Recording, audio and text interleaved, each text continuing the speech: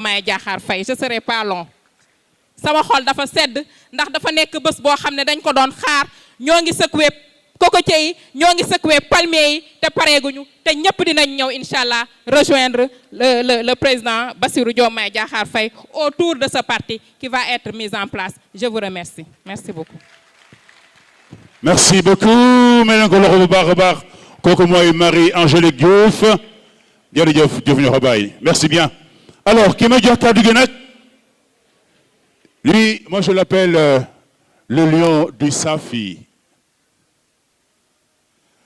Borom Awale. Un des boucliers du président, le ministre Abdourahmane Diouf, s'il vous plaît, ngeen may ko loxo bu baax a baax.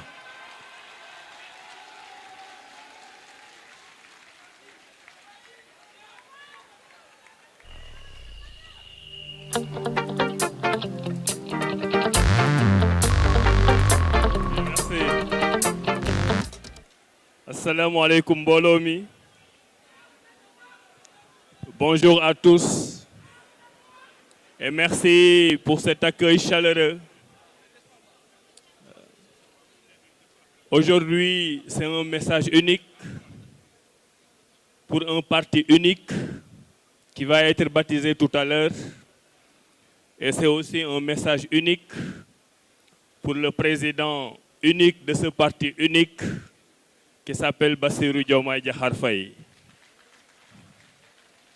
Aujourd'hui, c'est son jour. Aujourd'hui, c'est son moment.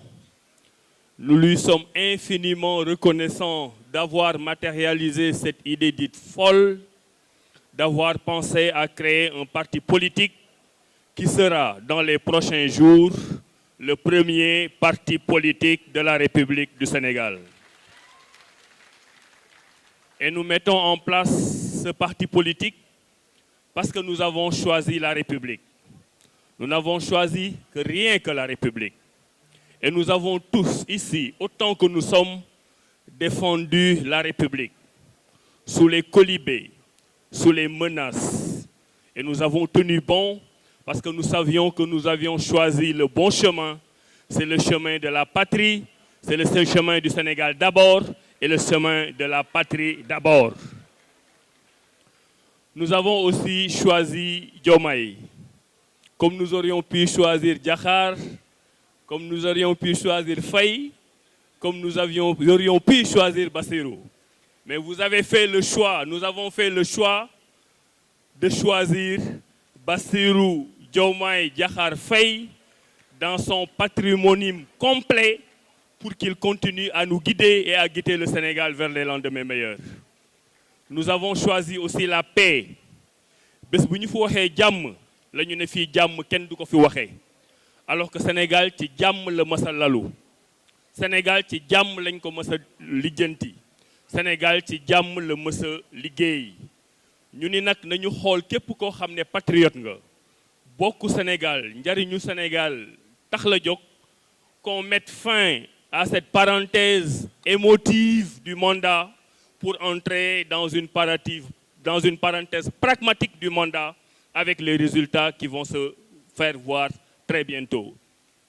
lépp lu ñu am Sénégal moom moo ñu ko gënal te homme politique boo xam ne da nga jóg di liggéey pour Sénégal du sa moroomu homme politique moo lay tànnal yoon du sa moroomu homme politique moo lay wax koy àndal du sa moroomu homme politique moo lay wax ban yoon nga war a jaar ñun ñoo waxtaan suñu biir ba jubboo d'accord ne dañuy ànd pour aller à la conquête des suffrages.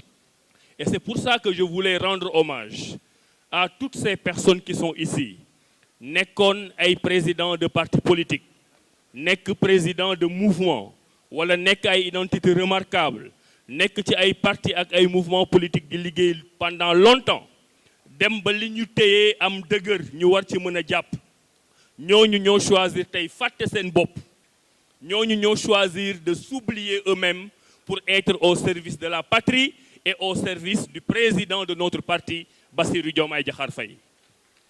ma leen di wax ne nag def ngeen loo xam ne histoire du Sénégal dina ko bind parce que le parti que nous sommes en train de créer a pris une trajectoire inédite. D'habitude dañuy créer parti dem à la conquête du pouvoir Nous avons déjà le pouvoir avec le travail exceptionnel d'une coalition et nous sommes en train de nous muer en parti politique. Képp koo xam ne bokkoon nga ci parti képp koo xam ne bokkoon nga ci mouvement ñu ngi lay sargal di leen wax ne bés ni ki tey Awalé amatul bés ni ki tey Mimi 2024 amatul bés ni ki tey amul benn mouvement ak benn parti boo xam ne dafay am ci biir parti bi.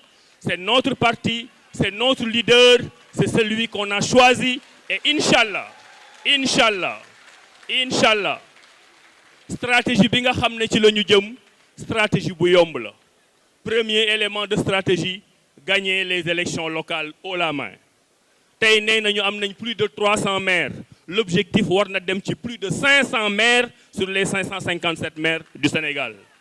Gagner les élections législatives bu ñu dissoudre assemblée wane ne mën nga am une majorité de plus de 130 députés dem nag ba ca mujj élection présidentielle gagner ko écraser ko fexe opposition exister mais opposition bi gis ci boppam ci parti bi gis boppam ci Bassirou Diomaye Faye pour ñu yóbbu ko un deuxième mandat.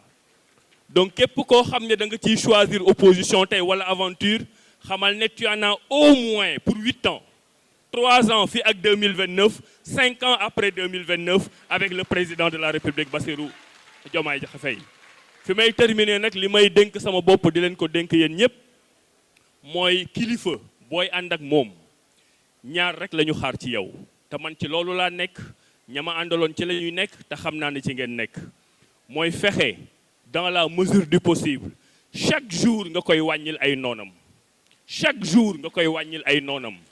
ñaareel bi mooy chaque jour boo ko wàññilee noonam nga koy yokkal ay soppeem stratégie politique weesuwul loolu wàññi noonu président Diomaye yokkal ay soppe président Diomaye loolu bu ñu ko defee bu soobee yàlla dinañu am ndam ci élection locale am ko ci élection législative am ko ci élection présidentielle.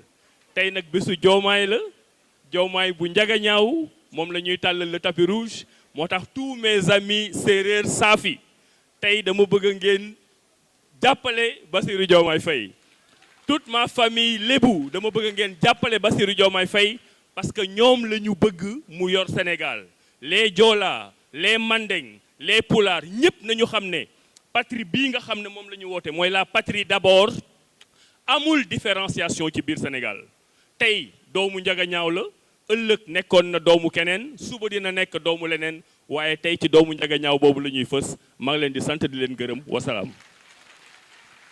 Voilà, merci.